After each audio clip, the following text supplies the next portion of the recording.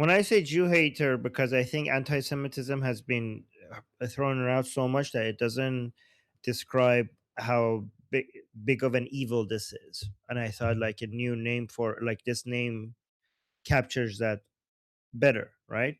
And whether you say Jew hater or anti-Semitism, I don't think that if you're basically talking about individuals, then that individual could always come and you know come up with a narrative that might suggest that because you can never know, you can never make a claim about somebody's true intentions. As Shana and Adam were here, there are other possibilities. Okay, maybe somebody's retarded and they believe in the conspiracies for other reasons other than Jew hatred. Okay, but so when I talk about either anti-Semitism or Jew hatred, I think it's instead of talking about specific individuals and deciding whether they are anti Semitic or they hate Jews, is to look at an event and a reaction to it, or basically the amount of news coverage something gets. Because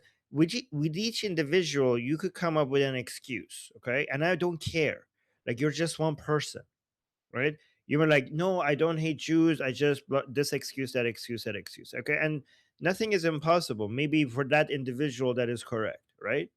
But when I look at, for example, the reaction to an IDF soldier breaking a Jesus statue in Israel, and you see such huge reaction to it, and then other people, Muslims killing Christians in Africa, and that not getting that level of reaction to it. When you control for all the factors globally in every single event like that, one individual could get away with coming up with excuses for, well, like, no, I'm not anti-Semite. I'm just criticizing Israel, or I'm this.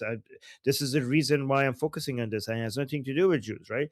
But when you look at crowds of people and entire news and things that trends on social media, and the level, like for example, if you look at all the members of United Nations having this many statements, have this many declarations against Israel, all of the what is it called, everything that every single declaration and United Nations against Israel, if you combine them, doesn't add up to all of their declarations against North Korea, China, the Islamic Republic combined, which doesn't make any goddamn sense, right? So those cannot be, if you control for all other external or resolutions, all the resolution, if you count the resolutions, it doesn't, that all combining all of that doesn't add up to the numbers of resolutions they have against Israel, right? uh, when you have anecdotes of individuals, they could come up with excuses. But when you look at populations, then stats don't lie. And if you control for external factor, there's always one thing that determines this level of a reaction, this level of hostility, this level of defenses, this level of condemnation. Okay, so and that one factor seems to always be Jews all the time. And you cannot do this with an individual, because an individual is only an anecdote, so you don't have data to be able to say like, hey, look, I did an analysis and I determined that you are an anti-Semite, or that you are an anti-Jew, or you're a Jew hater. Because if you say you are a Jew hater, you're saying that I can read your mind. And when it comes to one individual, and I'm like, I don't give a fuck. I know what you're doing is hurting Jews. So when it comes to individuals, rather than me declaring that person as an anti-Semite or a Jew hater, unless they declare it themselves and make it obvious. But unless they declare it themselves, I would say, I don't care what your intentions are. The consequences of your actions hurt Jews. So when it comes to individuals, I care about the consequences of their actions rather than their intentions, unless they make their intentions clear. But when it comes to Jew hatred existing in the society, because now I have data, I don't have to read minds anymore. I have stats, and I can control for other factors, and I could determine that the Jew hatred is the only thing that explains this level of hate, this level of reaction, or this level of hostility. Does that make sense, Danny? I agree with this as an analysis of what's going on, but I thought that the purpose of talking about Jew hater versus anti-Semitism is to have tactics for explaining to people what's going on, and Yeah, but I don't on a think you're addressing. societal basis, on a societal basis, no, on an individual basis, oh, like your actions are in effect anti-Semitic or Jew hatred, like anti-Jewish. So you could say like, "Oh, I'm anti-Zionism, but I'm not anti-Jewish." Okay, and I would like, I know that on average, anti-Zionism is because of anti-Jewish hatred. But if one person is saying that, I cannot prove that that's also true for this one individual, because with this one individual, I cannot read this person's mind. But on a societal basis, I could show with data that anti-Zionism comes from anti-Jewish hatred. So when it comes to that individual, instead of telling that individual that you hate Jews, unless that person says I hate Jews, then I don't have to guess anymore. But unless, instead of telling that person that you hate Jews, I'm gonna say you're hurting Jews. Your actions and your narrative is anti-Jewish, whether you're doing it intentionally or unintentionally. You're basically against the being anti-Zionist means that you're against the right to self-determination for Jewish people. That's what it means. So maybe you're retarded and you don't know that, and that if you're either a Jew hater or you're retarded. Okay, one of these two. Okay, you're one of these two. So I mean, if I call that person retarded, I'm being charitable to them, because I think it's better to be retarded than a Jew hater. So I'm like, I'm going to be kind to you, and I'm going to assume that you're retarded and you don't understand how being anti-Zionism is bad for Jews, right? So this is me being charitable. But I don't know which one. I don't know if this person is retarded or a Jew hater, so I'm not going to assume. I'm just going to say, well, the results of your activities is against Jews. So I'm not going to judge which one is true for you, but on a societal basis, I could judge that anti-Zionism is motivated by anti-Jewish hatred. And the language change is only a strategy, like calling it Jew hatred instead of anti-Semitism is it's mostly an as a way for it to have a more of an impact when we talk about this event. It's not. I'm not talking about whether we could judge like whether it would help us judge individuals or not. I'm just thinking if we refer to this phenomenon as Jew hatred, I think it could be taken more seriously than anti-Semitism. Does that make sense, Danny? Oh, is Danny is frozen? I think. Okay, Danny's gonna come back. I got disconnected for a second. Okay. All right. So yeah, I Well, does the that make sense? context that yeah, the context that I was thinking of is like maybe you show up to Piers Morgan and he asks you, he always does, do you think that Dave Smith is anti-Semitic?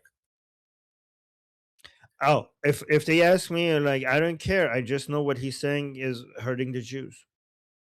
I don't like I can't read his mind, but he's either I don't care what his intentions are. I just know what he's saying is wrong and it hurts Jews. What he says and what he stands for and what he advocates for is hurting Jews. I can't read his mind. Oh, all right. Hopefully, we'll get to see you say that on the show at some point. Okay, Samantha wanted to respond. Like, the thing is, if someone is genuinely against the existence of any nation state whatsoever, I have a hard time rationalizing, like, calling that person an anti or like a Jew hater if they're just like totally opposed to the existence of a country, um, like any country existing.